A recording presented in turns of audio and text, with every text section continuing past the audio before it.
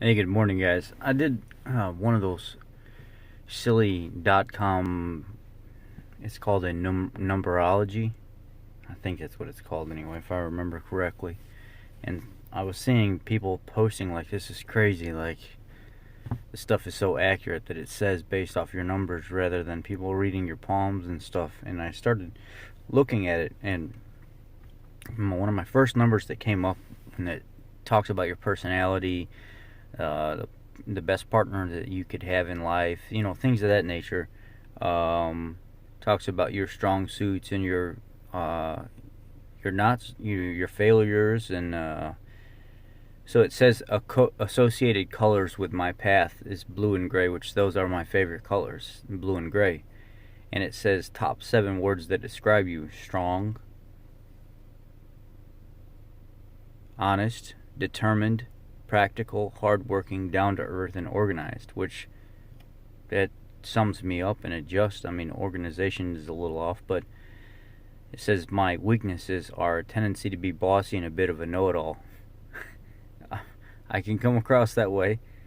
Um, it says, another one of my weaknesses, you can be rigid at times and quick to judge your coworkers or peers. And that's true. I mean, something that I have to work on, but I've dealt with a lot of bad experiences that lead me to be that way. Um, and I'm trying to change that because people simply suck in life.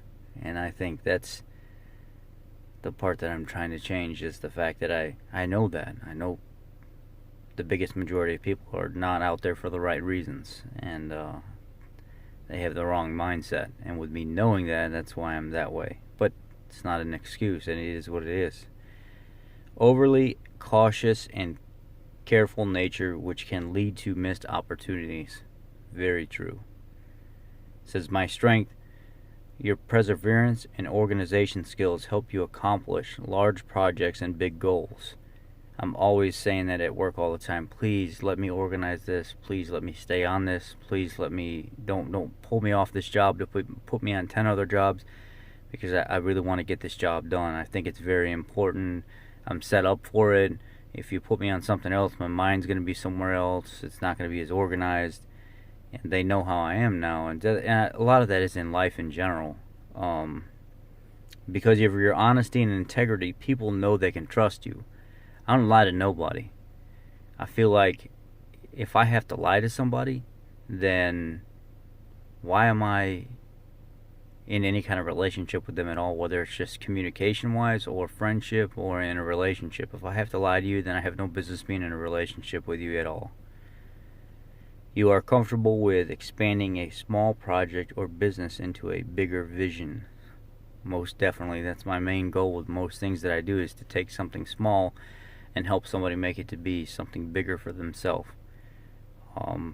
If that's their goal. It says biggest challenges is because people easily trust you and depend on you. You will often find yourself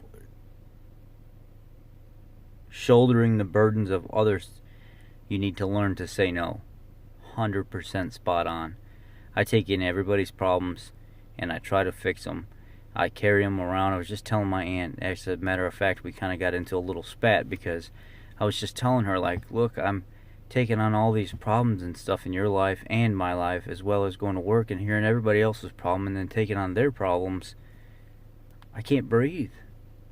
I just can't function right in these situations because I'm taking on everybody else's problems, and I should just I should just quit dealing with their stuff. And this thing is like 100% spot on so far. She says, your tendency to become biased, judgmental, and stubborn when under stress can create unnecessary conflict. Learn to see issues from other people's eyes.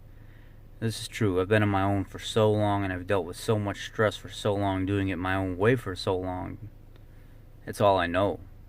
Just know my way. I know how to get out of extreme situations. I know how being hurt and having to recover from it feels, and I know the only way is that I know is the way I've dealt with it. It's not the only way it can be done, but it's all I know. Comfort and stability can be bred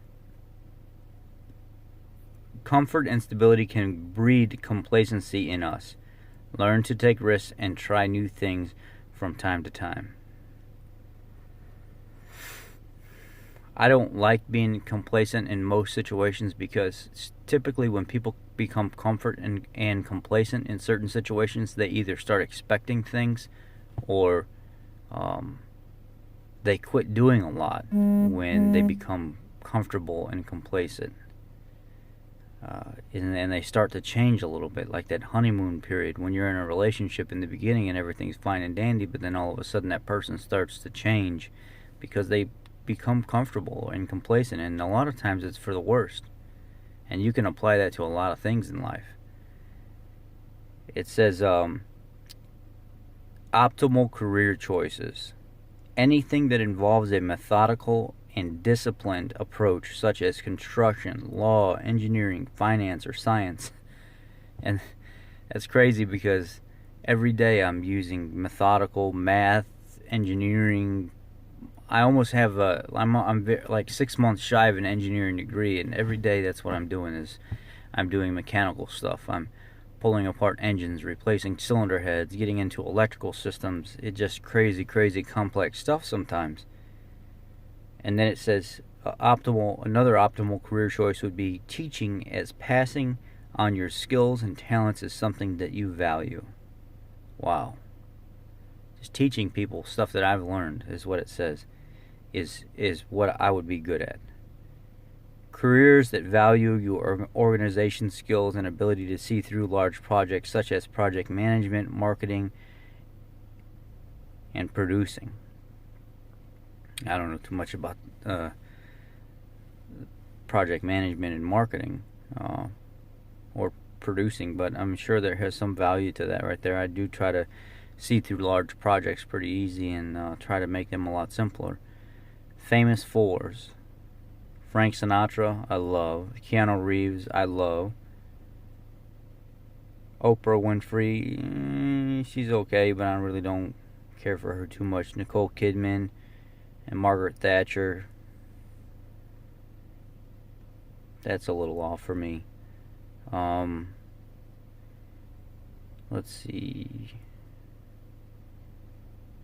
Most compatible in bed, 1s and 8s. I don't know about all that. Friends to keep around, anybody with 7s. And least compatible in bed, 3s and 5s. Anyway, they go even further. But they want to start charging you past your first 3 readings. And when I seen this, everything that I've ever seen has been pretty off. It's been either half. This is like 95% perfect on me in what I am, and it explains me to a T. If you guys want to try it, the site is Numerologist.com. Numerologist. Number, like number, but without the B. Numerologist.com. And you can get your first 3 readings for free, and it'll tell you about yourself. It's going to ask for your name. It's going to ask for a little input when it comes to your birth date. That's how it pulls its score reading, by the letters and stuff in your name and by your birth date. And almost everybody that's done it so far that I've seen has said, wow, this is crazy. Like, how does this thing know so much about me? And I've only given it like a name, my age, and my birth date, and that's it. Or just the birth date and name.